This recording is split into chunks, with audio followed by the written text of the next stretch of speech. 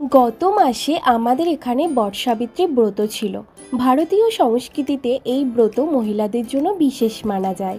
এই ব্রত সৌভাগ্য, সন্তান প্রাপ্তি ও স্বামীর দীর্ঘ আয়ুর জন্য করা হয়, যা জ্যৈষ্ঠ মাসের অমাবস্যা বা পূর্ণিমা তিথিতে পালন করা হয়। এই ব্রত সাবিত্রী ও সত্যবানের কথার সাথে জড়িত।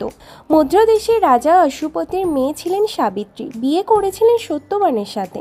নারদ মুনি সত্যবানের অল্প আয়ু সম্পর্কে বলার পরেও সাবিত্রী তাকেই বিয়ে করেছিলেন।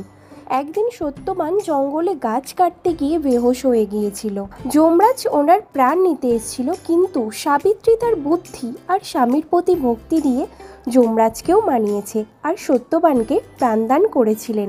এই জন্য মহিলারা বটগাছের নিচে পূজা করে সাবিত্রীর মতো নিষ্ঠা কামনা করেন। এই দিন মহিলারা সকালে ষোলো সিঙ্গার করে পূজা করতে যায়, বটগাছকে মলি দিয়ে পরিক্রমা করে আর ভগবানের কাছে স্বামীর দীর্ঘ আয়ুর জন্য প্রার্থনা করেন। আর বাড়ি ফিরে বটগাছের সাথে যা যা করে তাই স্বামীকেও ওইভাবে পূজা করতে হয়। আজ এই ভিডিওটা ভালো লাগলে প্লিজ লাইক, কমেন্ট, সাবস্ক্রাইব করবেন।